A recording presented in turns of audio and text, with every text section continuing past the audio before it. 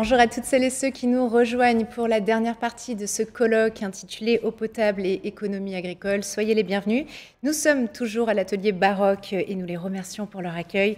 Au programme jusqu'à 17 h, des moments d'échange et de partage autour des solutions au service de la protection de la ressource en eau et de l'économie agricole.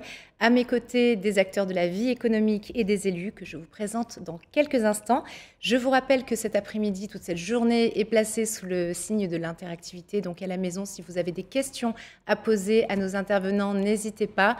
On fera un point avec eux à la fin de cette table ronde et ils se feront un plaisir de vous répondre. Avant de retrouver nos invités, je vais vous présenter notre dernière table ronde intitulée « Développer les paiements pour les services environnementaux ». Et pour illustrer ce sujet, je vous propose de nous rendre tout de suite au cœur du parc naturel régional des Marais du Cotentin et du Bessin. Ici, on rémunère un service rendu pour la préservation du territoire et la qualité de l'eau. On regarde.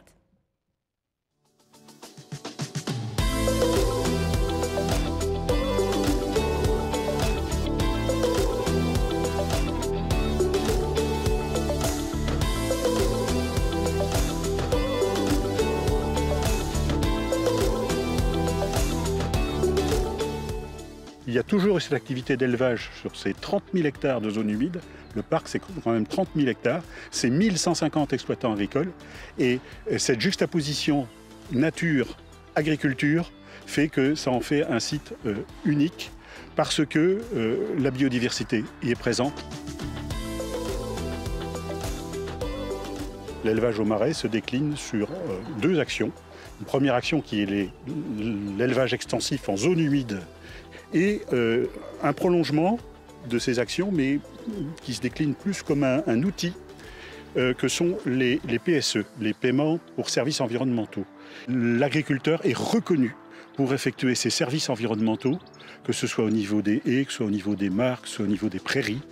Et ça redonne une fierté, une ambition au monde agricole de cette fois-ci de ne pas être accompagné à coup de subventions, mais dire, quand vous faites bien, on vous accompagne pour faire encore plus.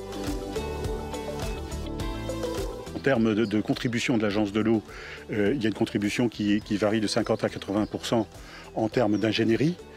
Sur les paiements aux services environnementaux, c'est 100% l'Agence de l'eau. La rémunération de services environnementaux, c'est l'outil de demain. Donc on l'expérimente, on va le mettre en place maintenant. Accrocher les agriculteurs à une idée nouvelle, ça n'a pas forcément été évident parce qu'il y a une chose qu'on ne sait pas faire facilement, c'est de donner une valeur à la biodiversité préservée. Ici, on produit en fonction de ce que le sol peut donner. Par exemple, beaucoup d'entre nous ont suspendu totalement non, mais ont réduit de façon drastique l'utilisation d'intrants d'origine chimique. Que ce soit des engrais, que ce soit des pesticides. On doit travailler là-dessus pour revenir à l'essence même, une eau en quantité et de qualité, une agriculture préservée et une biodiversité largement préservée, voire retrouvée.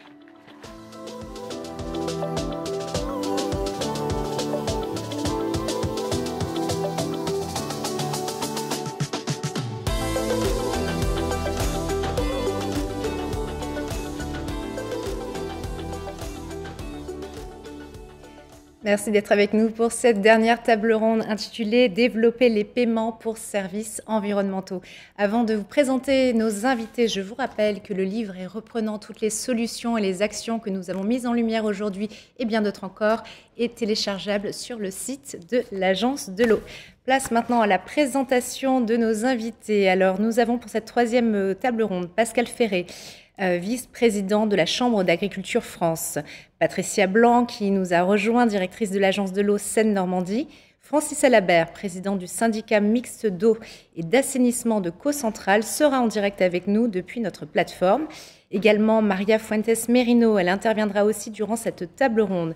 Elle sera également avec nous en duplex. Elle est à la Direction générale de l'agriculture et du développement rural de la Commission européenne. Et enfin, Serge Lermite, chef du service compétitivité performance environnementale à la Direction générale de la performance économique et environnementale des entreprises du ministère de l'Agriculture et de l'Alimentation. Voilà, soyez les bienvenus. Merci. On commence avec vous, Pascal Ferré. Alors, vous êtes normand. On vous a vu à l'instant dans ce film. Et vous êtes aussi vice-président de la Chambre d'agriculture France. Pouvez-vous nous donner votre point de vue, le point de vue plutôt de la profession agricole sur le PSE? Oui, tout d'abord bonjour. Bien sûr, je vais vous donner le point de vue des chambres d'agriculture sur les prestations pour services environnementaux. Mais d'abord de rappeler que sur le film que vous voyez, je suis d'abord un agriculteur. Oui. Voilà, on va quand même le rappeler. Je suis éleveur dans les marais du Cotentin et du Bessin. Et il y a presque 35 ans, avec les premières mises en place de la réforme de la politique agricole commune, on a réfléchi comment, sur des zones sensibles, comment intéresser les agriculteurs à rester dans le marais, à rester éleveurs, et surtout de devenir des céréaliers sur les zones de bocage ailleurs. C'était un vrai défi. C'était derrière un maillage d'agriculteurs performants et surtout de travailler avec l'agence de l'eau déjà à l'époque pour effectivement avoir une eau de qualité. Je rappelle que la Normandie et comme la Bretagne n'ont peu d'eau, de ressources en profondeur, et là où je suis, c'est une des plus grosses nappes aquifères qui bénéficient de mes compatriotes. Donc voilà, il faut remettre et recontextualiser le sujet parce que nous avons vécu de 92 à aujourd'hui des mesures environnementales du deuxième pilier de la politique agricole commune qui ont permis effectivement de maintenir une activité agricole, de maintenir des agriculteurs à occuper ces espaces. Sauf que nous sommes un peu à bout de souffle avec des outils qui sont peut-être plus adaptés. Un âge de la population, et vous voyez en regardant mes cheveux, je vous en prie, où on commence à se rapprocher de la retraite et qu'on n'a plus forcément suffisamment de jeunes à revenir prendre notre place. Et en plus, les outils qu'on leur propose ne leur conviennent pas. Je suis producteur de lait en AOC, beurre et crème. Bon, ça n'a pas beaucoup d'intérêt, si ce n'est que déjà, ça interroge déjà des jeunes agriculteurs. Si on leur dit demain que les mesures environnementales progressivement pourraient être remplacées par des prestations pour services environnementaux rendus, on dit qu'est-ce que ça veut dire? Mais là, on est sur un autre paradigme. On n'indemnise pas une perte économique liée à une mesure que vous avez souscrite, qui est une perfusion, il faut quand même être clair, dans le bras qu'on vous injecte. Vous êtes en train de produire des éléments, soit de protection, soit de construction de la biodiversité, protection des masses d'eau, restauration du bocage. Là, on vous indemnise. Oh non, on vous paye pour le faire. Une des difficultés que nous avons dans ces zones-là, au-delà de la qualité de l'eau et de son volume, c'est de garder une activité qui colle avec la biodiversité. Nous sommes en SNIEF, donc nous sommes sur des territoires extrêmement sensibles. Et des pratiques agricoles qui ne seraient que de la fauche, avec ou sans intrants, c'est même plus le débat, seraient préjudiciables, dans un premier temps, à la faune et à la flore, et dans un second temps, à la qualité de l'eau. Donc, on réintroduit du pâturage, on remet des bovins, des ruminants, on réintroduit de cultiver en mosaïque, c'est-à-dire de ne pas mettre tout le monde à la même place en même moment. Et donc, derrière ça, on estime une valeur. Et l'expérimentation qui a été faite avec le parc des marais du Cotentin et du Bessin, avec l'agence de l'eau, a été de choisir un territoire des plus sensibles à la déprise. Et ce lieu va vous parler, c'est auprès de Sainte-Mère-Église, là où il y a eu le débarquement allié, pour bien localiser là où c'est. Et c'est sur le Merderet, les marais du Merderet, pour effectivement dire, voilà une zone, si on ne fait rien, dans 10 ans, il n'y a plus un agriculteur. Et c'est une zone qui va vite être recouverte par des adventices, des mauvaises herbes, des mauvais arbres qui entacheront la qualité de l'eau. Donc voilà comment on pense que cet outil, le PSE, peut être un outil d'avenir. Très bien. Alors, un outil d'avenir, et quels peuvent en être les bénéficiaires aujourd'hui? Alors, pour l'instant, on est sur une zone expérimentale. Donc, nous avons fait ce choix avec le parc des marais, la Chambre d'agriculture de la Manche et l'agence de l'eau, sur des agriculteurs qui étaient intéressés à cette démarche. Ce que nous souhaitons effectivement, c'est que là, pour l'instant, et M. Alhamit, j'espère, ne me contredira pas, on est sur un PSE pas entièrement abouti. Allez, on va dire que c'est l'embryon de ce qu'on voudrait que ce soit demain. Mais on fait avec les outils qu'on a et les règles européennes qui nous sont accordées. Et il fallait, et je salue les gens qui ont de l'inventivité à l'agence, aux chambres et au ministère, c'est qu'on a créé un outil à partir des bases du deuxième pilier, des mesures agri-environnementales. On a travaillé un peu sur le fond et sur la forme pour faire ce PSE expérimental. Parce que l'Europe, et tout n'est pas de sa faute, l'Europe nous dit régulièrement, venez nous voir, proposez-nous quelque chose et on verra si on peut faire. Et là, on a été les voir en disant, on n'a pas l'outil, mais on peut faire. Et donc, en l'adaptant, c'est un semi-PSE, mais c'est le pied dans la porte qui nous permet de dire aux agriculteurs, vous voyez, on est en train de construire quelque chose. Ne vous barrez pas de ce milieu. On pense et on travaillera pour vous. Et dans le même temps, c'est donner des vrais signes à l'agence, aux collectivités, au ministère de l'Agriculture qu'avec des projets, plus que de part que des subventions, on sauvera des territoires, on sauvera les masses d'eau et surtout, on préservera des agriculteurs sur place. Très bien. Quelles sont pour vous aujourd'hui les principales limites et obstacles au développement, au déploiement du PSE? Alors, pour l'instant, la limite, je viens un peu de l'expliquer, nous sommes sur une base expérimentale. Ce que l'on veut, nous, aujourd'hui, c'est sortir de la quadrature budgétaire des 5 années de la PAC. C'est-à-dire qu'on est sur des outils qu'on peut raisonner de 92 à aujourd'hui, où tous les 5 ans, il y a un budget européen qui est revoté.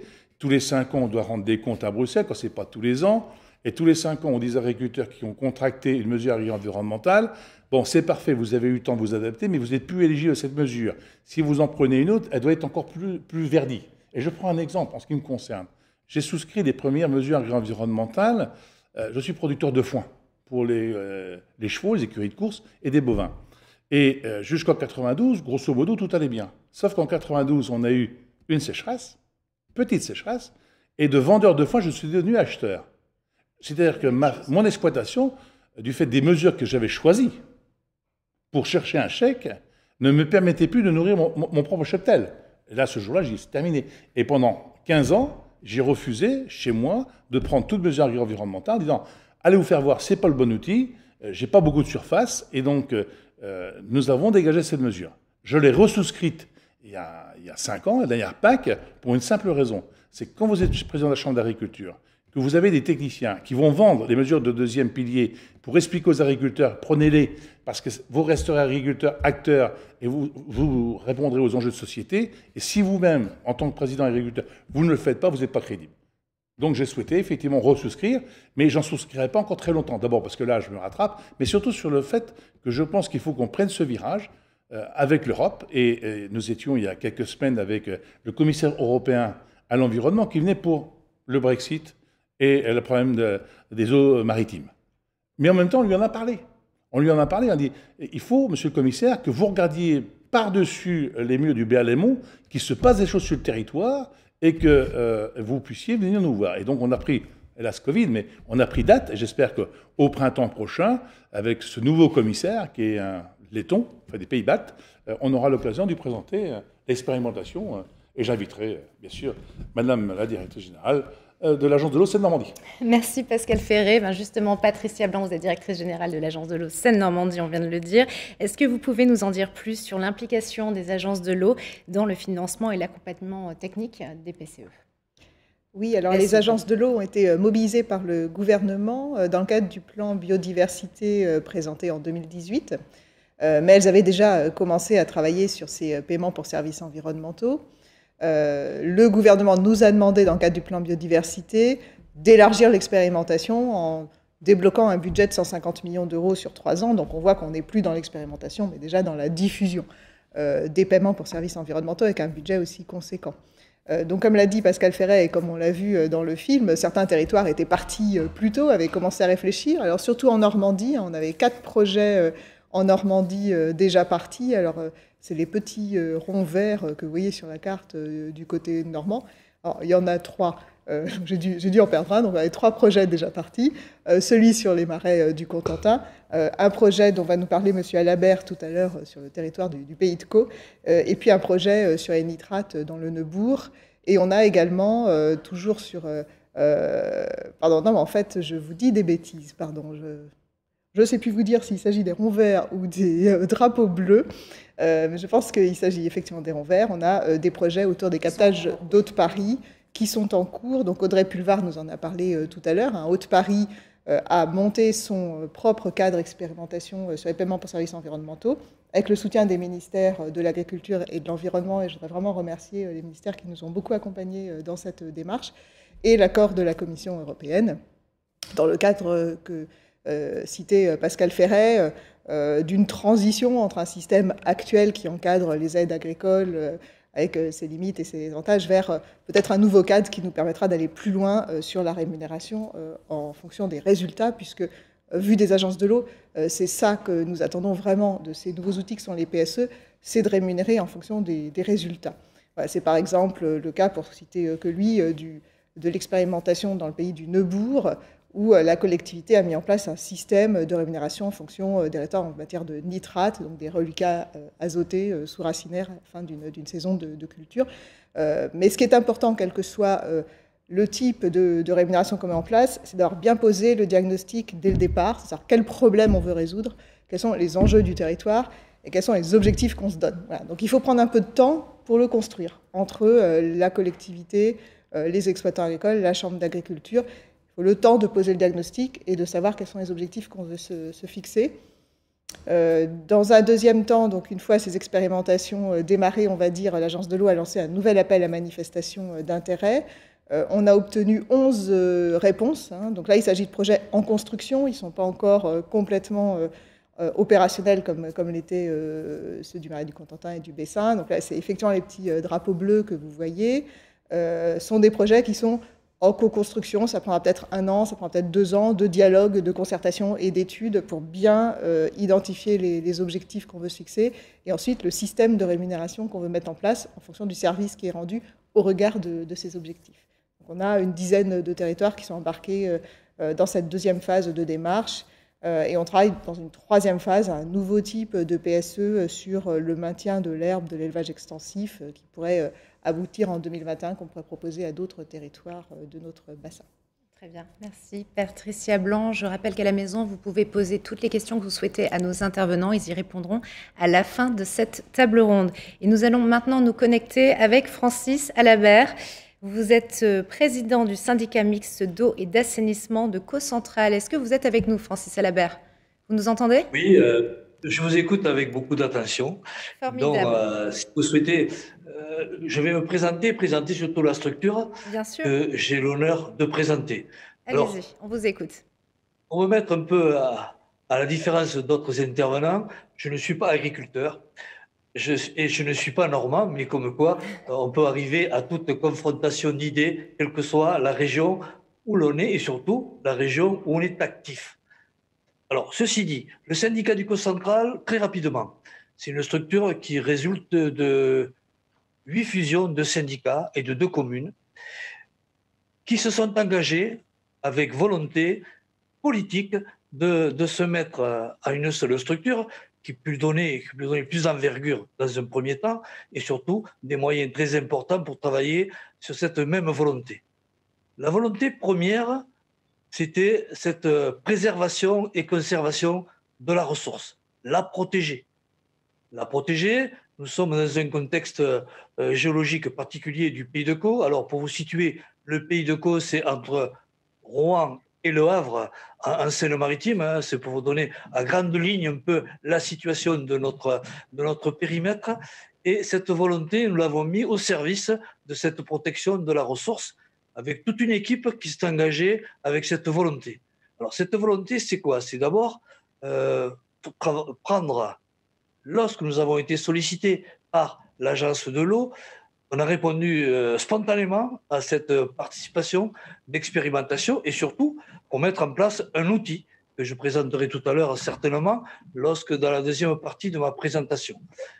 Donc nous avons travaillé sur ce point-là et depuis d'ailleurs, comme nous avons un contexte, un sol très particulier avec évidemment avec un bruit de fond permanent sur la présence de pesticides, de nitrates, mais dans des normes qui sont aujourd'hui acceptables, dites acceptables. Et nous avons mis en place, et nous travaillons depuis quelques mois, sur la création d'une nouvelle usine de production qui va nous permettre aussi de traiter ces pesticides. Et la partie nitrate sera vue plus tard si il s'avérait que le besoin s'en fait sentir. Donc, cette usine qui est en place, qui est sous la responsabilité de notre directrice générale, Madame Lemaître, qui est ici présente aussi, qui pourra donner des fois quelques explications si le besoin s'en fait sentir. Donc, cette volonté, elle a été affirmée. On a souhaité aussi, et j'ai souhaité, qu'on ne soit pas dans ce que j'appelle l'alimentaire, c'est-à-dire poser des canalisations, transformer. On a voulu aussi s'intégrer dans d'autres actions qui sont dans cette protection de la ressource, qui soit avec la mise en place d'un PSE et ensuite notamment quelquefois notamment dans les circuits courts pour la restauration collective des écoles ou d'autres structures. pour lancer notre expérimentation, nous avons fait dans un premier temps un sondage. Un sondage auprès de nos abonnés, autour de 12 à 13 000 abonnés, et aussi autour du monde agricole.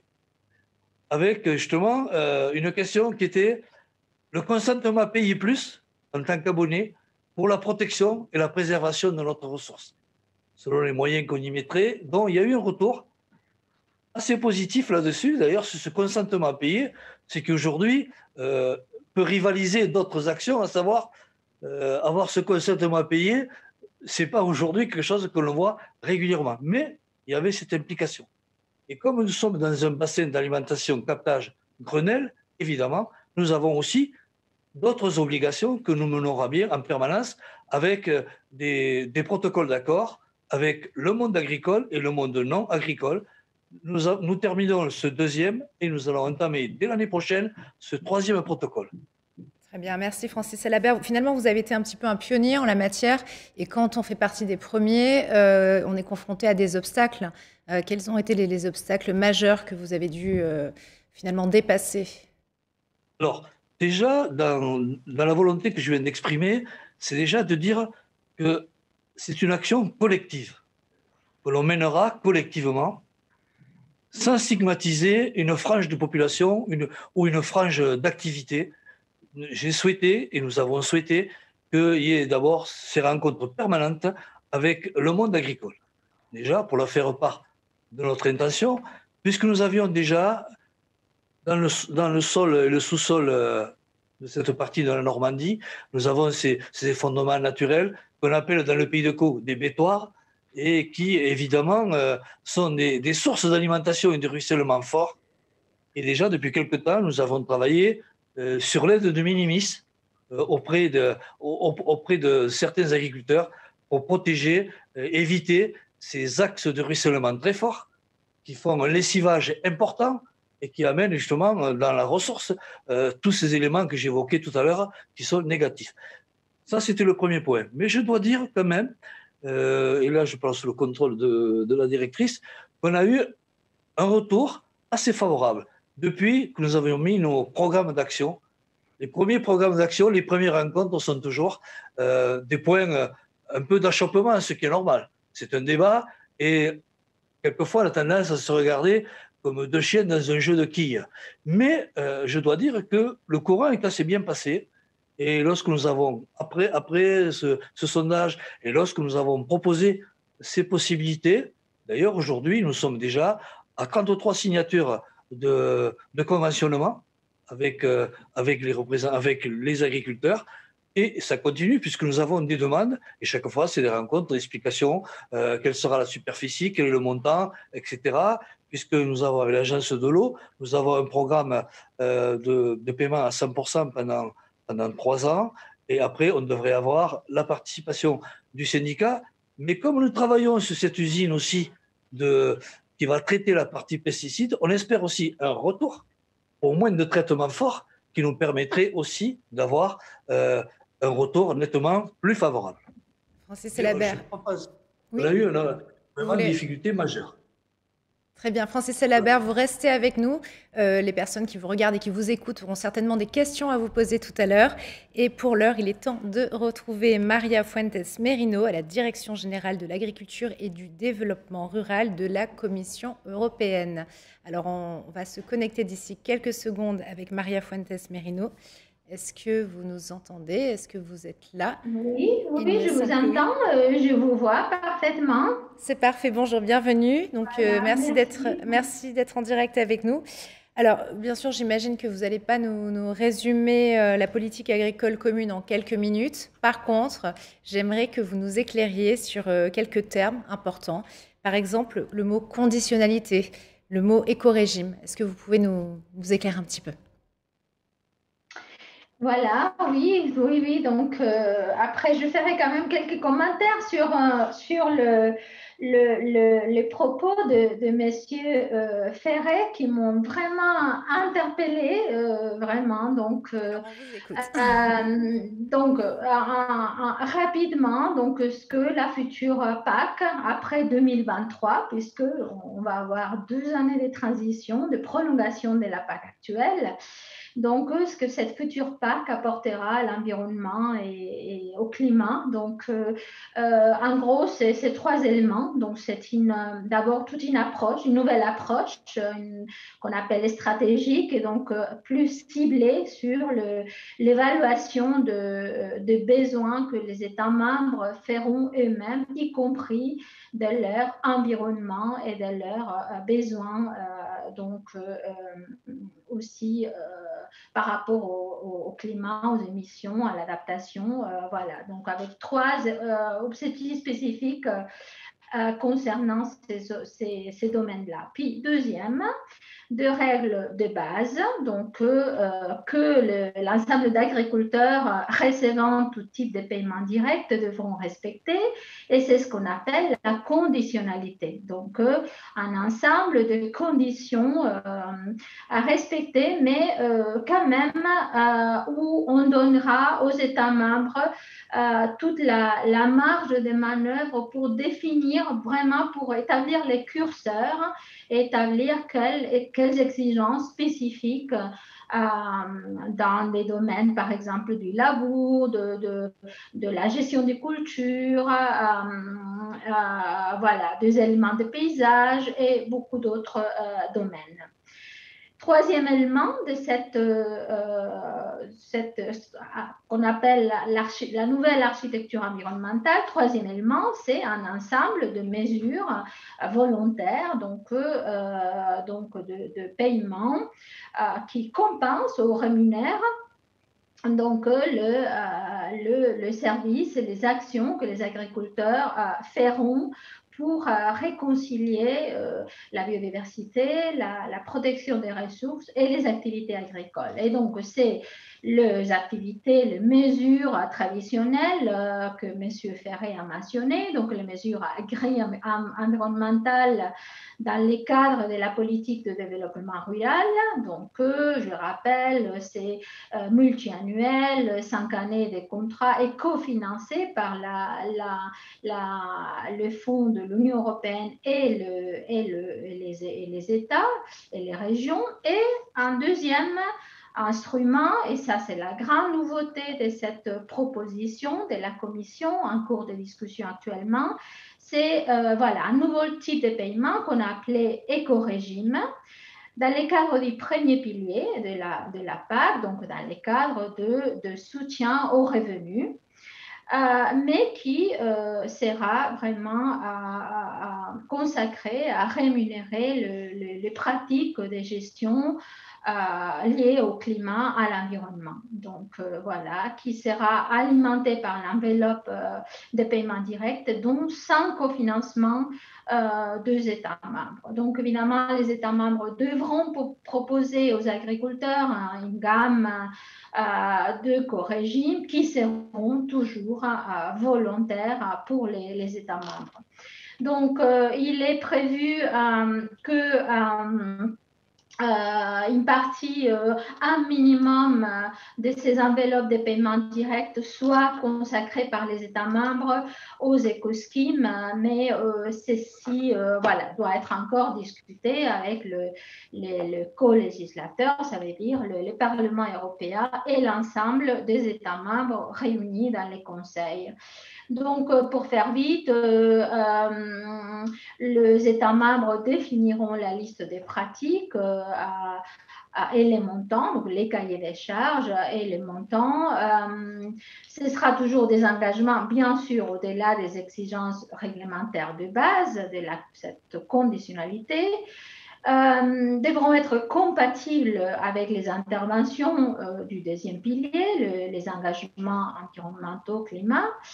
Et voilà, voici aussi grande nouveauté, donc il y aura 2 formes de paiement. Donc un paiement sous forme de compensation, comme on les connaît aujourd'hui, et un paiement incitatif, donc que les États membres pourront fixer sans nous présenter derrière un calcul, une méthode, disons, compensatoire. Je dois dire que les possibilités de ces paiements incitatifs sont limitées, je ne veux pas m'étaler, mais je vais juste l'évoquer, sont limitées quand même par les règles de la boîte verte de l'OMC. Et sur ça, il y a quand même une discussion en cours sur la manière d'interpréter ces règles pour que ces aides ne soient pas considérées par l'OMC comme altérant les commerces. Voilà une première vision de ce qu'on entend faire. Et juste très rapidement, je dois dire que pour nous, les futurs éco-régimes et les mesures agri-environnementales sont des outils complémentaires. On essaye de les rendre quand même compatibles.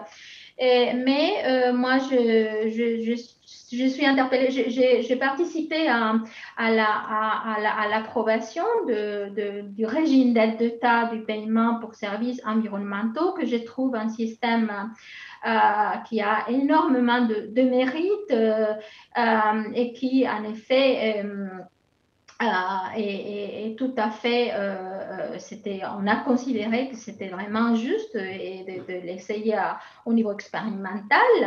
Par ailleurs, la prochaine fois que vous rencontrerez les commissaires de l'environnement, vous inviterez leurs services aussi à se manifester auprès de la DG Concurrence pour les soutenir, parce que personnellement, c'est les services de l'agriculture qui l'ont soutenu auprès des services de la DG Concurrence. Et croyez-moi que ça n'a pas été une tâche très facile. Donc, en tout cas, je me refuse à cette opposition que vous faites entre mesures agri-environnementales et PEC, les premières étant un système défectueux et le deuxième étant un système tout à fait vertueux.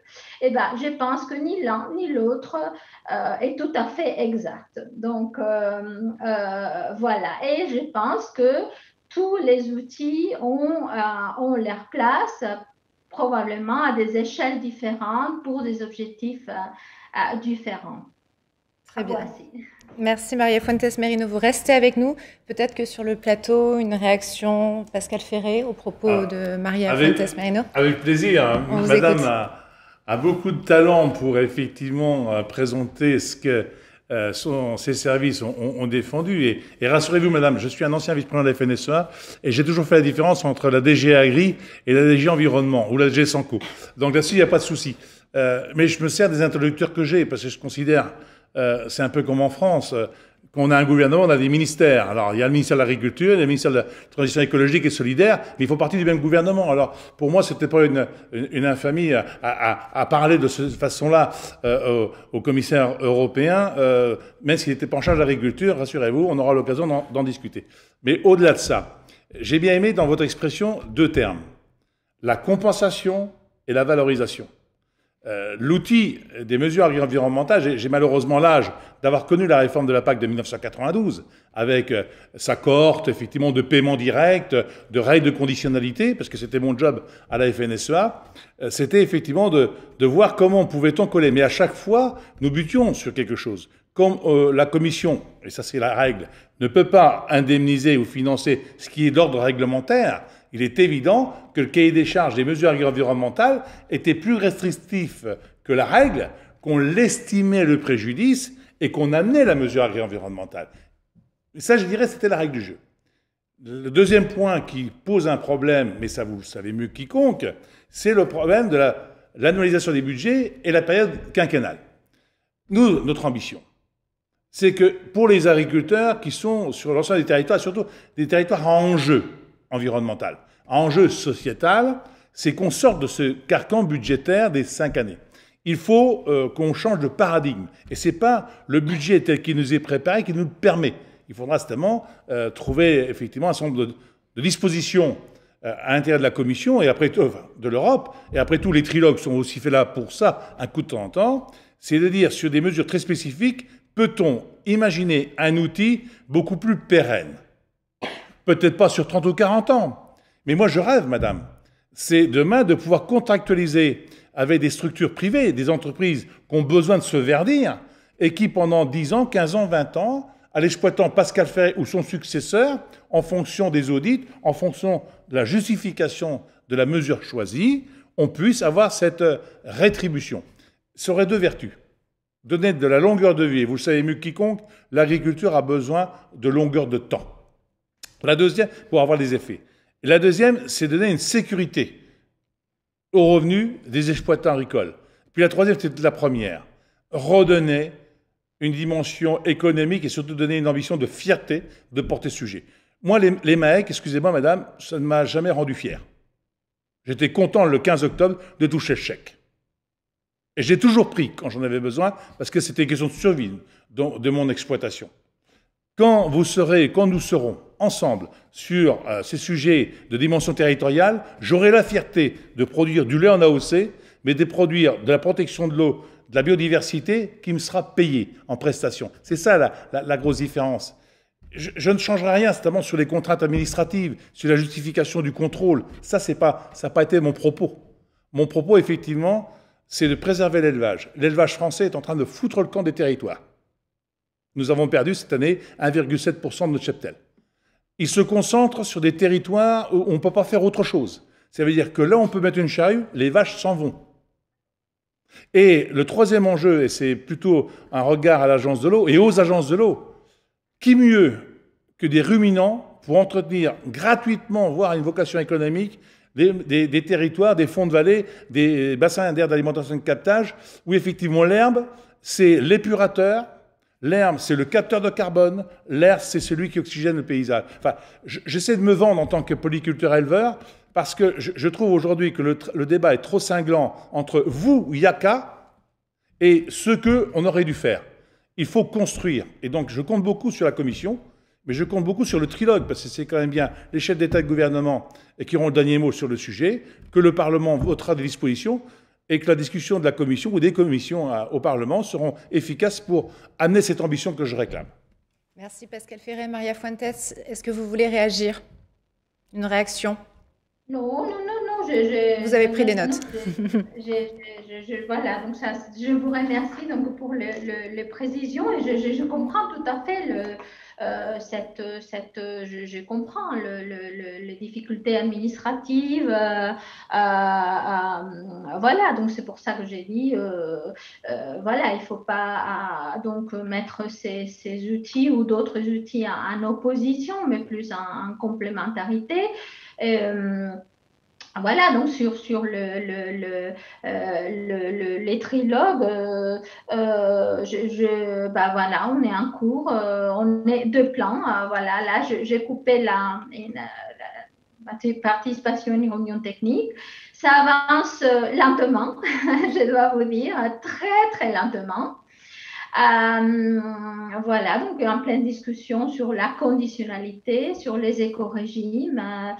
Et voilà, on est face à presque à deux philosophies, hein, celle du Parlement qui veut renforcer vraiment les caractères communs de la PAC et qui donc veut rajouter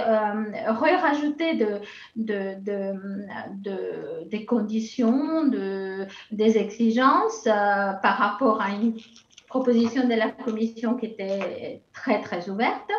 Et d'un autre côté, les conseils, donc la plupart des États membres qui veulent avoir un maximum de flexibilité, un maximum de souplesse. Et ces deux visions sont pas faciles à concilier article par article, disposition par disposition. Très bien. Voilà. Merci Maria Fuentes. Mais il y a un appui évidemment, un soutien vraiment de cette architecture environnementale avec ces outils mentionnés et le fait qu'ils sont complémentaires. Très bien, merci beaucoup. Vous restez avec nous car tout au long de cette table ronde, le public peut interagir avec vous et aura probablement des questions à vous poser. Donc je vous dis à tout de suite.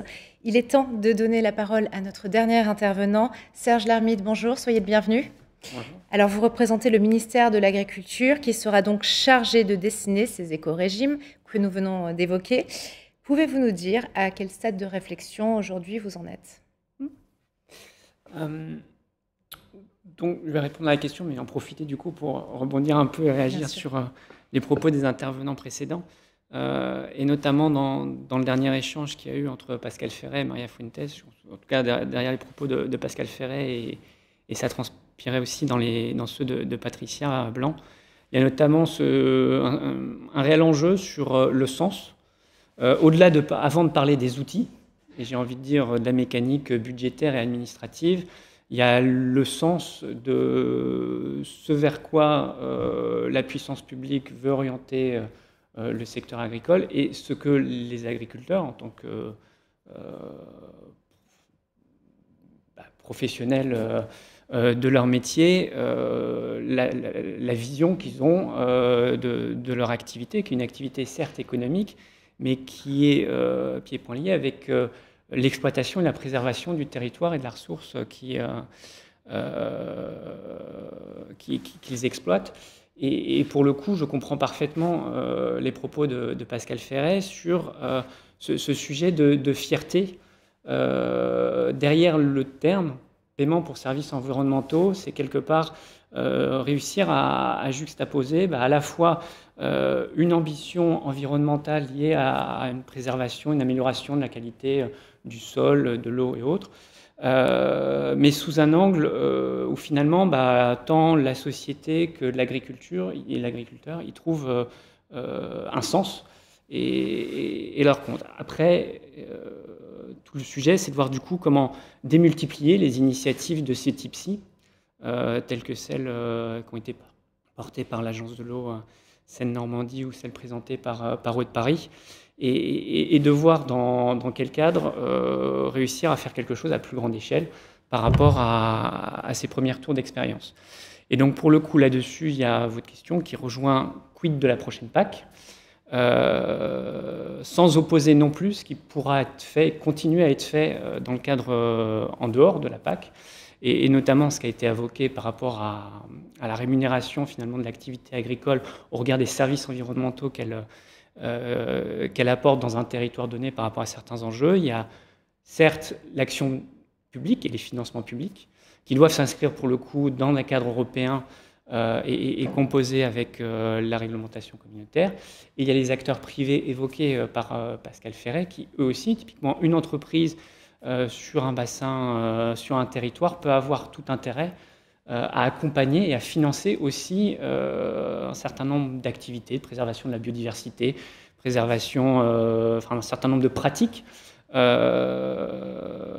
et pour le coup, qu'il y a moins de contraintes par rapport à ce cadre d'intervention qu'a la puissance publique au travers des subventions et des financements. Puissance publique, que ce soit l'État, la Commission européenne ou les collectivités territoriales. Et donc c'est notamment pour ça que, en tout cas sur ce sujet paiement pour services environnementaux, et notamment le ministère qui avait produit suite et en accompagnement et la poursuite de l'ambition de développer les PSE évoqués dans le plan biodiversité, notamment des guides pratiques à l'attention de ces différents publics, entreprises, acteurs privés, collectivités territoriales et puis les acteurs de la sphère État pour voir comment chacun dans les contraintes qui s'imposent à lui, réussir à soutenir, à stimuler et accompagner et financer ce type de dynamique dans les territoires. Du coup, pour la PAC, qui est le cadre privilégié d'intervention, en tout cas des fonds européens et de l'État, effectivement, ça a été évoqué.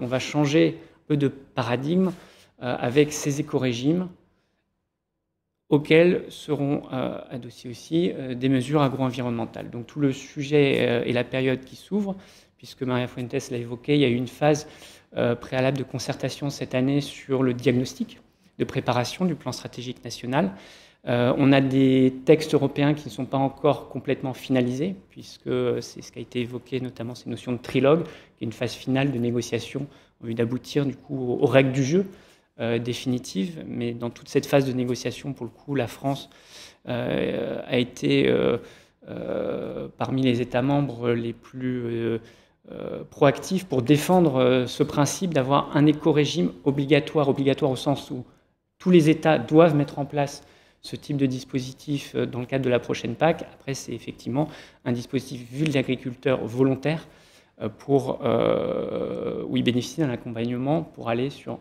certaines mesures qui vont au-delà de la réglementation en tant que telle.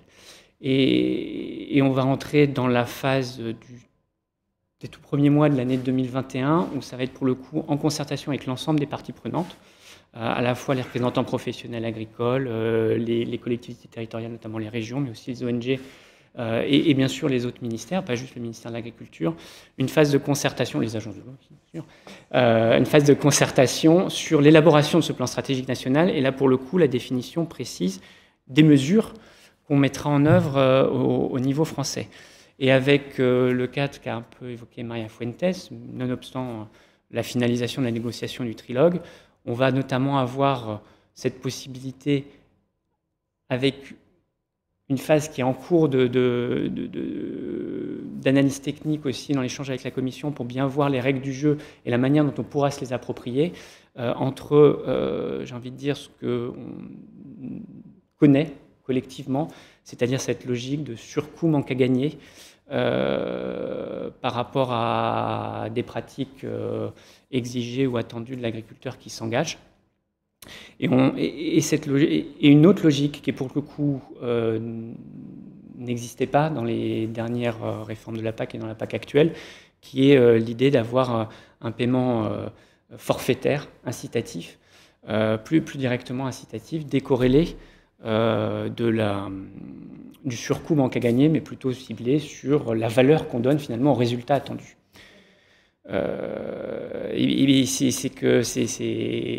C'est que là où on considérait dans une logique de surcoût manque à gagner que finalement ce sur quoi l'agriculteur va être amené à s'engager, typiquement ça va être le cadre malheureusement sur lequel on va rester sous réserve d'évolution dans le cadre du trilogue sur les mesures agro-environnementales, l'agriculteur s'engage sur un programme pluriannuel d'action. La logique de financement qui va lui être alloué sera issue d'une base de calcul qui va tenir compte du fait que les mesures, enfin les actions que l'exploitant va mettre en place sur sa ferme va avoir un surcoût économique et va, ce qui est un peu paradoxal finalement, lui faire perdre de la rémunération du résultat économique. Là où pour le coup, on a quand même, c'est à la fois une activité économique qui doit garder sa viabilité, tout en répondant à des services environnementaux. Et c'est là où je pense qu'il faut comprendre les propos de Pascal Ferret sur la problématique de logique derrière les termes, qui derrière renvoie effectivement aussi à l'image que peut se poser l'exploitant agricole quand il va se projeter. Si je souhaite m'engager dans cette voie-là, finalement, ce qu'on promet indirectement, même si ce n'est pas le cas et qu'on travaille, et ce qu'avaient fait les agences de l'eau dans le cadre de la notification de ce dispositif de PSE pour essayer, malgré ce cadre-là, d'avoir quelque chose de plus incitatif, quelque part, indirectement, quand on dit c'est sur une base surcoût manque à gagner, ça veut dire que s'il s'engage dans cette voie-là, c'est à l'encontre de la performance économique de son exploitation. Et c'est bien tout l'enjeu d'allier performance économique et performance environnementale. Et c'est d'où l'intérêt de cette voie ouverte dans l'éco-scheme, dans la réflexion qu'on va pouvoir au niveau national d'un paiement forfaitaire. Et avec une phase, et on va voir dans les prochaines semaines les évolutions, les échanges et la lecture que nous en donnera la Commission. Mais j'espère qu'on va effectivement pouvoir néanmoins faire des choses intelligentes tout en respectant le cadre évoqué de l'OMC, de l'Organisation mondiale du commerce, puisqu'on l'a vu dans tous les exemples, qui dit paiement pour services environnementaux dit quand même des enjeux spécifiques sur les territoires. Donc potentiellement, quand on parle d'enjeux spécifiques très localisés, c'est plutôt une logique très territoriale, plutôt de qui est appelé aujourd'hui mesure agroenvironnementale, mais malgré tout, on voit aussi derrière les exemples qui ont été donnés que les attendus, les services environnementaux qu'on peut attendre, souhaiter d'élevage sur des prairies ne va pas être les mêmes que les exigences, les attendus et les pratiques qu'on va pouvoir demander, par exemple, ou qu'on est légitime de discuter et d'attendre, de terres arables, d'exploitants agricoles sur les terres arables en culture de plein champ ou en grande culture. Et tout l'enjeu qu'on va justement avoir, c'est d'identifier dans l'écoscheme des mesures qui vont au-delà, bien sûr, de la réglementation, qui vont avoir un intérêt par rapport à la préservation de l'eau, par rapport à la préservation du sol, au stockage, à la qualité du sol, au stockage du carbone, à la préservation de la biodiversité, mais néanmoins qui gardent du sens par rapport à l'activité de l'agriculteur dans chacune de la réalité de ces fermes, et donc qui, de notre point de vue en tout cas, devra pouvoir être adapté à la typologie finalement du sol dont on parle, entre notamment ces sujets liés à l'élevage versus les enjeux, les attendus des surfaces en grande culture. Très bien, merci Serge Lhermitte. Est-ce que Pascal Ferré, vous voulez réagir ou... Un seul point par rapport à ce que disait monsieur Lhermitte. Nous sommes aujourd'hui dans une période où les planètes vont s'aligner ou pas. Nous avons l'objectif du budget européen 2023, de nouveaux outils complémentaires à ceux qui existent et redéfinir des profils. Les enjeux sur les territoires que les chambres d'agriculture mettent vraiment la focale, bien sûr, c'est la production agricole, bien sûr, c'est produire du lait, de la viande, des céréales, la vigne et autres fruits et légumes, là-dessus, il n'y a pas de souci. Mais la deuxième focale qu'on doit mettre en place, c'est regarder les enjeux de notre territoire. Jusqu'alors, la société ne s'est pas forcément toujours rendu compte que l'agriculteur, de par ses pratiques, aménageait un territoire, et ceci sans bourse déliée. C'est pas l'argent de la PAC. Enfin, quand vous regardez ce que l'Américain verse au budget de l'État et que l'État américain verse aux agriculteurs, c'est 2 fois plus que l'Europe ne verse à ses agriculteurs. 2 fois plus.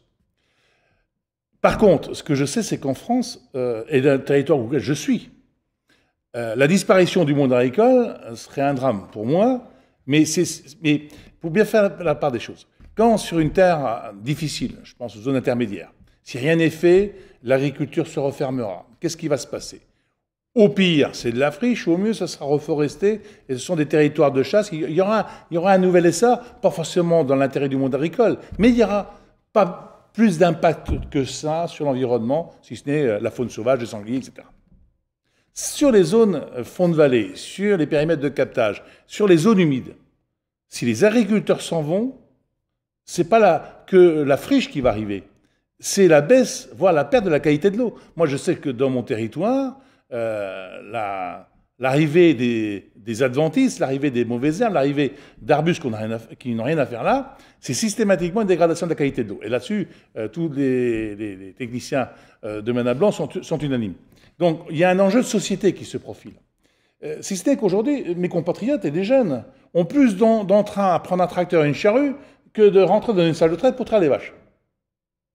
Donc, il faut que la société, il faut que les élus, que la Commission européenne ait un regard attentif. On ne peut pas traiter des gens qui gagnent entre 500 et moins de 1000 euros par mois, à qui on leur en donne le plus, parce que n'oublions pas quand même, et je le dis à Mme Fouetté, c'est que quand vous êtes polyculteur-éleveur, vous avez les 2 enquiquinements. L'enquiquinement des grandes cultures, je fais un peu de maïs, donc j'ai le droit à tout le côté production végétale, et l'enquiquinement des règles, des mesures agro-environnementales liées à mon élevage. Je peux vous dire qu'il faut quand même être blindé. Donc, si on n'aligne pas nos planètes correctement, si on n'a pas cette ambition de territoire, j'ai peur qu'on aille à la catastrophe. Et la catastrophe, je fais partie des gens où les dernières grandes générations sont de mon époque. Aujourd'hui, un jeune agriculteur, quand il s'installe, il a envie de vivre au pays, il y a des gens pour prendre notre place, sous réserve qu'on leur offre un profil de carrière. Et ils sont prêts à s'engager aux côtés des agences, aux côtés des ministères, pour effectivement faire mieux encore. Mais il faut qu'on leur offre ce profil. Et ça, c'est indispensable, sous peine d'avoir des regrets. Le regret, c'est se complaire dans ce qu'on connaît. C'est-à-dire qu'on a un budget sécurisé, on est content, on a fait le maximum, très bien. Je vous donne un exemple, je finis là-dessus. Mon exemple n'a pas d'intérêt, il n'est que personnel, mais je vis de mon métier. Je suis rentré depuis 27 ans sans labour. C'est un choix. Depuis une quinzaine d'années, je suis sur le plan carbone, avec les producteurs de lait et l'interprofession laitière. Aujourd'hui, pourquoi fais-je ces efforts remis mon ambition? Je suis à moins de 90 grammes de CO2 par litre de lait. C'est vachement technique, hein. La moyenne est à 115 grammes. Pourquoi le fais-je? Parce que j'ai envie. Pourquoi demain je ne serai pas indemnisé sur le faire mieux que la moyenne? Je contribue effectivement à rendre service au non-réchauffement climatique. Si on ne m'intéresse pas à ça, après tout, je ferai comme tout le monde. Donc voilà, vous voyez, c'est inciter les gens à aller au-delà, à aller chercher des esprits nouveaux. Et mon exploitation, avec mon épouse, on l'ouvre régulièrement. Enfin, il y a 3 ans, j'ai fait venir les associations environnementales du CESE, Paris. Des gens qui ne connaissent pas, venez chez moi voir un peu ce que je fais. Et j'invite madame à venir, quand elle passera par Paris, dans le Cotentin, à venir voir mon exploitation. Parce que c'est par des exemples comme ceux-ci, je ne suis pas un Parisien agriculteur qui ne travaille pas sur sa ferme. Ce que je dis, je le pense parce que je le vis. Et je sais aujourd'hui que ce que je dis n'est pas toujours vérité, mais c'est loin d'être une ânerie. Parce que quand je discute avec mes compatriotes, avec mes collègues, en tant que président de chambre, le discours accroche et les gens ont envie on s'accroche à notre clocher. Bon, le message est passé, en tout cas, c'est incarné et c'est concret, Pascal Ferré. Il est temps maintenant de passer aux questions de ceux qui nous regardent et qui nous écoutent. Et nous en avons beaucoup, notamment une pour Francis Alabert. Est-il avec nous? Est-ce qu'on peut rétablir le lien, la connexion avec Francis Alabert? Une question pour lui. Vous m'entendez? Formidable. Francis Alabert, comment sont calculés les montants des PSE, au moins pour ceux déjà mis en place?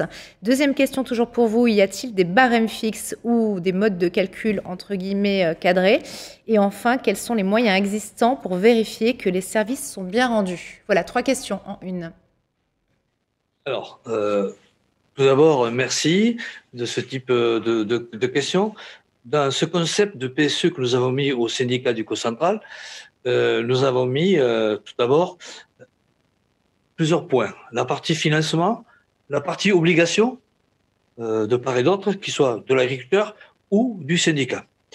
Donc nous avons pris le parti de travailler sur les fonds de vallée, les TALVEC qu'on appelle régulièrement, notamment pour mettre en place des zones des bandes de 12 mètres de large, souvent, qui ont permis d'avoir cette partie au moins enherbée, qui sont couramment réalisées sur notre territoire.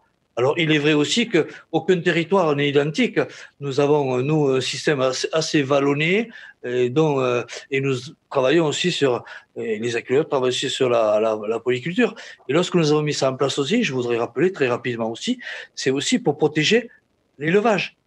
À partir du moment où nous mettons en herbe ça, vu la difficulté que pour présenter l'élevage, c'est les contacts que j'ai avec le monde agricole, hein, comme j'ai dit tout à l'heure, et ça, le fait de mettre en herbe davantage, ça permet aussi de protéger aussi, au lieu d'éviter tous ces retournements de prairies, intempestives quelquefois, qui provoquent une érosion très forte. Alors, nous sommes aujourd'hui sur un concept de ces 12 mètres, et nous sommes sur un financement autour de 700 € à l'hectare, avec quelquefois une bonification qui peut être à 800 € si on est sur une continuité de plus d'1 kilomètre. C'est-à-dire s'il y a un axe plus fort, parce que tout dépend aussi comment est composée l'exploitation, mais dès qu'il y a possibilité d'aller un peu plus loin que l'exploitation ou alors un système plus vallonné, on peut aller jusqu'à 800 € à l'hectare par rapport à ça. Évidemment, tout ce que j'appelle contrainte ou obligation, c'est déjà zéro phyto. C'est aussi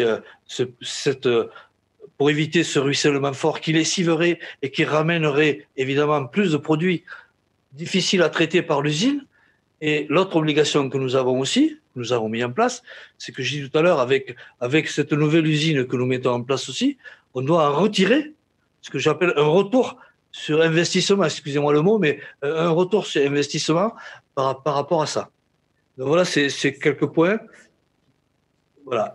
L'autre obligation, puisque Madame le Maître, qui est notre directrice générale, est à côté de moi, pour un appui technique éventuel, il y a aussi cette obligation de 5 ans, puisqu'on s'engage sur 5 ans sur ces obligations de ces paiements de services environnementaux qui sont en partie réglés aujourd'hui par l'Agence de l'eau, mais qu'à partir de 3 ans, c'est le syndicat qui prendra en compte ces paiements de services environnementaux, avec des aides aussi à rechercher, parce qu'au fond, quand même, c'est toujours l'abonné qui paye ces points-là, et nous aurons aussi ce retour sur investissement, comme je l'espère, et comme nous l'espérons, sur cette usine. Donc 700, bande de 12 mètres, 700 € l'hectare, un petit bonus qui pourrait être jusqu'à 800 € lorsqu'il y a une possibilité d'1 kilomètre de mise en air. Merci Francis Salabert. Oui.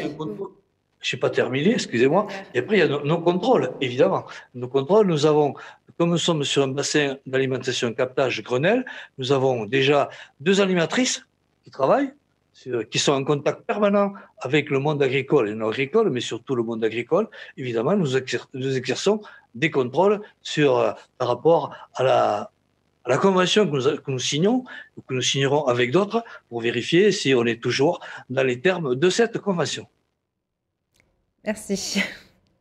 On va passer aux autres questions. Patricia Blanc, c'est pour vous. Comment s'articulent les PSE entre les collectivités, l'Agence de l'eau et les agriculteurs ? Alors, les collectivités, pour nous, sont au cœur du dispositif. La collectivité qui est compétente pour la production et la distribution d'eau potable, c'est elle qui sait de quoi elle a besoin, quelles sont ses priorités, et surtout, c'est elle qui connaît la valeur du service qui est rendu par l'agriculteur en protégeant la ressource qui sert ensuite à l'eau potable. Donc la collectivité, pour nous, c'est l'acteur central dans un dispositif de PSE.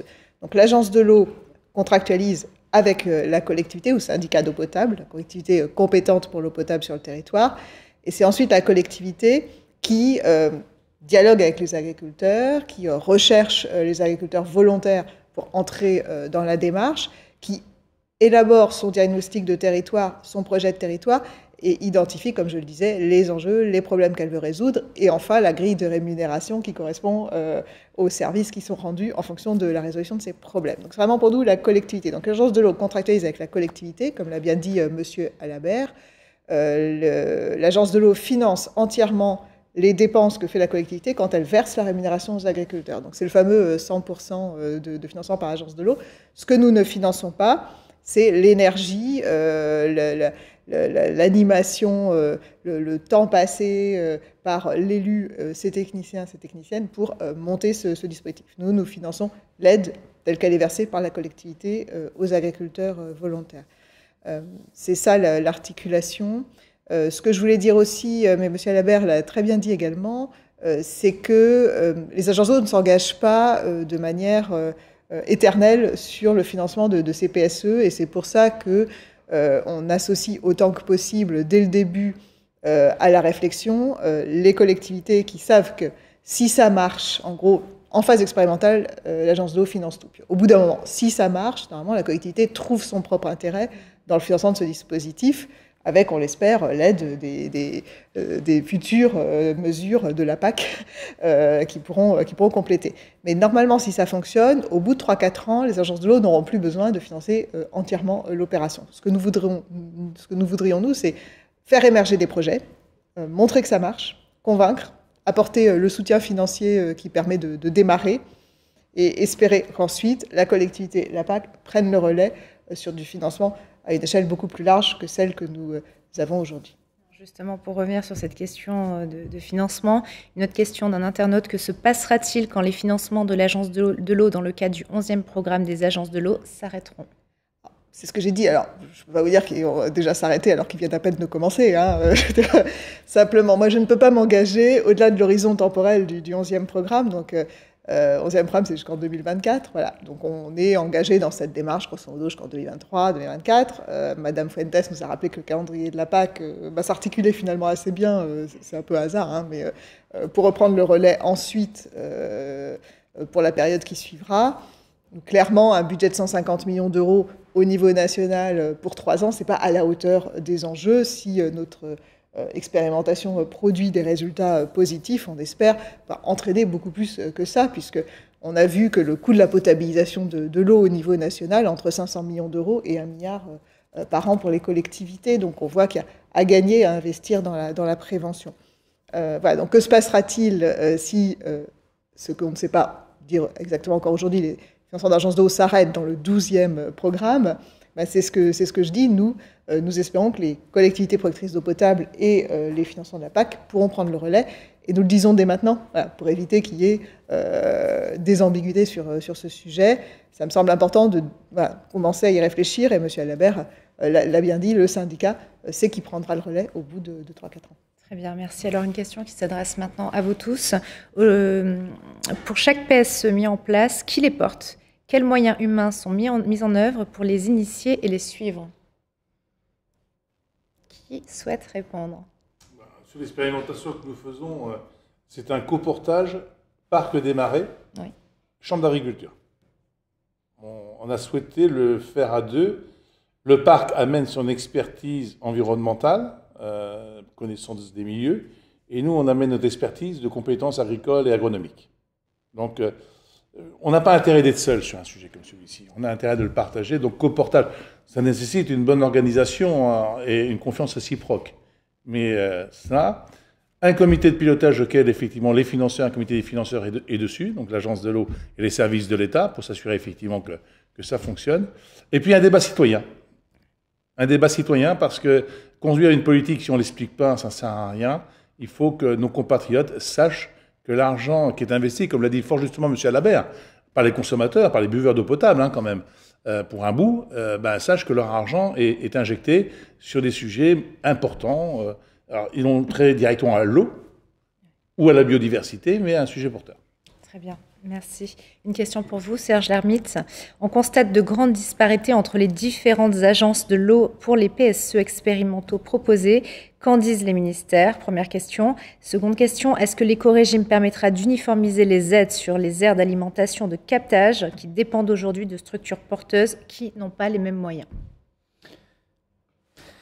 Alors, du coup, par rapport à ces deux questions, tout d'abord la première, sur le cadre expérimental qui a été mis en place et approuvé par la commission notifiée, ça permet de donner finalement un cadre du jeu pour tous les acteurs du territoire, dès à présent, des territoires, et notamment à chacune des agences de l'eau avec leur comité de bassin, leurs partenaires.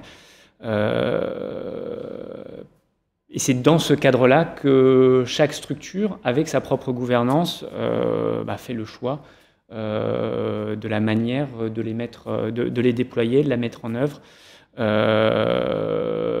de solliciter des remontées de projets, de les accompagner et derrière d'allouer et décider des financements. Donc en soi, c'est un peu par la construction du système et de ce qu'est les PSE, qui est encore une fois, et ça a été très bien dit par la plupart des intervenants, une réponse très pertinente par rapport à des enjeux très locaux, que finalement, effectivement, les agences puissent s'en saisir de façon un peu variée en fonction finalement de la situation de leur bassin. Et c'est bien, ça reste néanmoins pertinent au regard d'enjeux très territorialisés. Si après on pourrait toujours regretter, et je comprends que c'est un peu ce qui est en toile de fond derrière la question, que finalement d'une structure à une autre, pour un projet similaire, les conditions ne soient pas nécessairement exactement les mêmes. La deuxième question. Et la deuxième question, est-ce que les... alors attendez, hop, je l'ai perdu.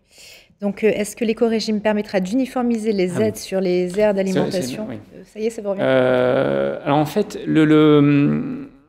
l'éco-régime, comme ça va être un dispositif qui est logé dans le premier pilier de la PAC, qui a été évoqué, donc qui a, par rapport aux interventions notamment de M. Ferret, aura du coup l'avantage d'une annualité, qui sera basée sur l'annualité au même titre que les paiements de base. Mais, à contrario, ça devra être un dispositif que je vais qualifier entre guillemets de masse. Sous-entendu, ça sera un dispositif dont les conditions et les règles du jeu seront communes France entière, enfin sur l'ensemble du territoire national. Là où, et on le partage pleinement avec le ministère de la Transition écologique et bien sûr les agences de l'eau, sur les bassins d'alimentation de captage, où du coup on a une problématique territorialisée, où de fait, il me semble que ce n'est pas nécessairement l'écoscheme qui sera l'outil le plus adapté pour répondre à ces enjeux-là. Et qui dit outils territorialisés, c'est effectivement la philosophie des PSE tels qu'ils ont été déployés, expérimentés, qui est aussi théorie sur le papier, une approche proche de ce qui se fait dans le deuxième pilier de la PAC, avec les mesures agro-environnementales, avec le modulo, enfin la question qui, à ce stade-ci, reste une question, qui est effectivement l'évolution ou non des conditions d'intervention sur ce qu'on a pu évoquer précédemment sur coût manque à gagner. Mais c'est plutôt dans cette logique-là, par rapport à ces approches territoriales, que pourront se penser, de mon point de vue, les outils d'intervention, notamment dans les bassins d'alimentation, d'aire d'alimentation de captage. Très bien. Merci Serge Lhermitte. Une question pour tous. Je lis ce qui est écrit. N'est-ce pas inquiétant de monétariser ces services environnementaux ? La suite, n'est-ce pas synonyme d'une politique très libéraliste, finalement, où tous payent, où tous rémunèrent, même la protection de l'environnement ? Voilà, et a priori, ce sont des paiements dans la durée qui n'ont pas vocation à s'arrêter. Je pose celle-là. Est-ce que quelqu'un veut réagir ? En fait, elle est un peu provocatrice, la question. Oui, bien sûr. Mais juste du coup pour prendre un peu de hauteur sur le sujet qui est très important, si on voit tout le discours que défend la France, que porte la France, bien sûr dans la déclinaison de l'orientation de la politique agricole en France, mais aussi au niveau européen sur tout ce qui est la transition agroécologique. On voit quelles réactions ont les États-Unis notamment, et des papiers de recherche assez récents, qui est de dire attention. Finalement, cette idée d'orientation ne va pas dans le bon sens par rapport aux enjeux de sécurité alimentaire et autres. Et ce que je veux juste donner par rapport à cet exemple-là, c'est que ça ne va pas de soi non plus, même à l'international, d'avoir une agriculture performante qui alimente en quantité et en qualité la population, en tenant compte et en ayant de façon assumée une prise en compte d'orientation de pratique liée non pas d'abord aux résultats en termes de quantité produite, mais bien en termes de préservation de la qualité et des ressources. Et donc, ce qui veut bien dire que quand on a ces discussions-là, on n'est résolument pas l'ultralibéralisme où tout se monétise, mais on est bien pour le coup, c'est bien parce qu'il y a derrière une réalité de marché qu'on parle d'activité économique, que derrière il faut qu'on voit comment ce sujet-là a une valeur, sachant que pour le coup, derrière la société a un coût si on ne assume des coûts, si on n'y prête pas pour le coup attention, et si l'activité agricole ne contribue pas à la préservation de ces ressources. Très bien. Merci. Serge Lhermitte, une réaction ? Une petite réaction. Les questions un peu provocantes, les affirmations qui sont faites ne choquent pas. Il faudrait peut-être se poser la question qui en est le générateur. La loi biodiversité fixe un préalable à toute discussion, c'est zéro artificialisation nette. C'est pas de la faute du monde agricole que l'on cantonne effectivement le territoire sur des zones reculées quand depuis des années et des années, depuis l'après-guerre, nous construisons à tour de bras, on asphalte à tour de bras, on imperméabilise à tour de bras, on détruit à tour de bras et on demande à ceux qui restent de défendre le territoire de ce qu'il en reste. 60 000 hectares de terre tous les ans disparaissent sous le béton et le bitume. Il faudrait peut-être se poser des questions.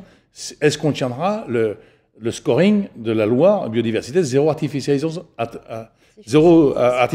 nette? La réponse est déjà non. Parce que l'ensemble des SRADET qui ont été présentés et signés par les préfets de région ne répondent pas déjà à cette attente. Donc, quand on a ce genre de questions, j'y réponds avec le sourire.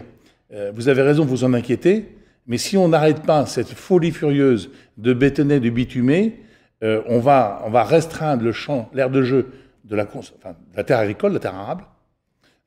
On va restreindre l'aire de jeu des éléments naturels, de la biodiversité, et on va compresser dans le même temps l'air d'alimentation en eau potable. N'oublions pas le réchauffement climatique. Je suis de la Manche, du Cotentin. Le GIEC normand, avec des universitaires de grand renom, parce qu'au moins 2 sont au GIEC international, nous disent il faut compter en 2050 l'élévation du niveau d'eau d'1 mètre. Ça veut dire qu'on va là aussi perdre des territoires parce qu'on ne pourra pas lutter contre la mer. Donc l'ensemble de ces sujets et la question de vos éditeurs elles sont pertinentes. Et il faut qu'on se pose des bonnes questions. Alors je pense que oui, il y a des aides qui seront pérennes, et c'est ce que nous réclamons. Oui, certaines arrêteront, parce qu'il y a des textes qui sont en évolution pour 2027 et plus. Il y a déjà des réflexions qui sont en cours d'instruction. Et puis oui, notre société s'inquiète, et c'est normal, c'est un signe de bonne santé. Très bien, merci Pascal Ferret. Alors beaucoup de choses ont été dites et partagées durant cette journée de colloque qui malheureusement va s'achever. Juste avant, Patricia, j'aimerais vous demander un mot pour conclure déjà ce moment d'échange et puis plus largement cette journée de colloque. Ça fait beaucoup. Ça fait beaucoup. Mais merci à tous nos intervenants pour cette 3e table ronde que j'ai trouvée très complémentaire avec les 2 premières. On a parlé sans langue de bois, je pense, de nos inquiétudes, de nos questions. Je voulais quand même répondre à l'intervention de M. Lermite et la question d'un auditeur pour dire je ne suis pas sûre que les agences de l'eau aient une approche aussi hétérogène que ça des paiements pour services environnementaux. C'est en réalité qu'on est là encore dans une phase d'expérimentation. Et quand on regarde à l'intérieur d'une agence de l'eau, ce qu'on finance, c'est quand même très différent d'un endroit à l'autre. On a parlé du parc du Cotentin, on a parlé des aires d'alimentation de captage du Roumois, on n'a pas beaucoup parlé du PSE d'eau de Paris, mais c'est encore un système différent. Donc on est en phase expérimentale. Je ne voudrais pas que la variété, on va dire, des expériences autour de ce thème nuise au concept de PSE. Ce qui est important, c'est que pendant 2-3 ans, on teste des choses. Comme l'a dit M. Ferret, des choses qui vont marcher. Et si ça marche, je suis tranquille, on trouvera un système pour pérenniser le dispositif. Des choses qui vont moins bien marcher. Notre objectif, c'est de fournir un maximum de données et de résultats au ministère pour l'élaboration de la stratégie nationale de la PAC. Et dans l'espoir, mais on aura l'occasion peut-être d'en discuter avec M. Lermite, c'est pas forcément seulement dans le 2e pilier qu'on pourra traiter des enjeux de protection de l'eau, mais aussi dans l'éco-régime, parce que je pense que c'est sa vocation aussi.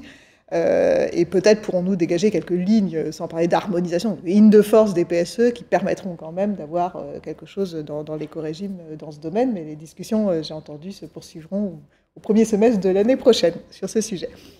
Voilà, moi je voudrais vraiment remercier chacun de nos intervenants, qu'ils soient ici ou qu'ils soient à distance. Et plus largement, si on arrive à la conclusion générale, je crois que c'est le moment de remercier l'équipe organisatrice de cette journée, qui j'espère a rempli les objectifs que vous en attendiez tous les uns et les autres. Il y a eu de l'échange d'expériences, il y a eu de l'interaction avec les auditeurs. Il n'y a pas eu malheureusement, comme dans un colloque, les échanges avec la salle aussi directs que ce qu'on peut organiser d'habitude. J'espère malgré tout qu'on a pu apporter des réponses. Je vous engage à aussi regarder sur site internet de l'Agence de l'eau le livret du colloque, les liens internet vers des outils qui ont été évoqués, que ce soit ceux des SAFER, ceux de Terre de Liens, ceux de la Fédération d'agriculture biologique, que ce soit les expériences de PSE qui sont publiées sur ce site. Et je voudrais remercier l'équipe d'organisation, sans citer tout le monde, à l'Agence de l'eau autour d'Agnès Carlier et d'Isabelle Brun, qui étaient avec notre service communication, Nathalie Thomasin et Nicolas Handel, vraiment les chevilles ouvrières de la préparation de cette journée. Voilà, donc rendez-vous l'an prochain pour ces discussions sur la stratégie nationale de la PAC, et puis rendez-vous aussi dans 2-3 ans pour retour d'expérience plus complet de ces nombreuses expérimentations de paiement pour services environnementaux. Merci à tous. Merci à vous, Patricia Blanc. Juste avant de nous quitter, on va écouter Marc Guillaume. Il est le préfet de la région d'Île-de-France, préfet de Paris et préfet coordonnateur du bassin Seine-Normandie. Il a tenu à nous transmettre un message. Nous l'écoutons. Voilà. Madame la ministre de la Transition écologique, Monsieur le Président du comité de bassin, Madame la directrice générale de l'Agence de l'eau Seine-Normandie, Mesdames et Messieurs les élus, Mesdames et Messieurs, je suis particulièrement heureux de clôturer ce colloque et je voudrais d'abord remercier leurs organisateurs, notamment l'Agence de l'eau Seine-Normandie. Face à la situation de la Covid, ils ont eu dynamisme et l'agilité de transformer cette manifestation en colloque 100% digital. Et c'est évidemment une bonne idée d'arriver à nous rassembler tous sur ce sujet d'intérêt commun de la protection de la ressource en eau qui est fondamentale et sans avoir eu à repousser davantage cette occasion d'échanger. Je voudrais bien sûr remercier tous les intervenants de ce colloque, tous ceux qui se sont réunis pour montrer qu'une réelle dynamique est en marche pour protéger la qualité de l'eau en allant du plus petit niveau, du plus proche niveau sur les territoires jusqu'à l'Union européenne. Je remercie bien sûr également tous les participants à ce colloque qui ont témoigné par leur présence aujourd'hui de l'intérêt qu'ils portent à ces questions de la protection de la ressource en eau. Que peut-on se dire sur l'état de nos travaux en la matière? Le bilan sur la qualité de l'eau, comme l'a rappelé le président du comité de bassin en début de journée, nécessite d'être amélioré, tant sur les pesticides que sur les nitrates. Notre devoir est de préserver l'eau, notre bien commun, afin d'en assurer la satisfaction pour chacun et de protéger la vie des milieux aquatiques et la santé de nos concitoyens. Les solutions dites curatives sont coûteuses, elles sont complexes. Il nous faut plutôt essayer de mettre en place des solutions préventives, agir sur la ressource en amont des problèmes rencontrés. Collectivement, nous avons affaire à des enjeux majeurs dans le cadre du changement climatique.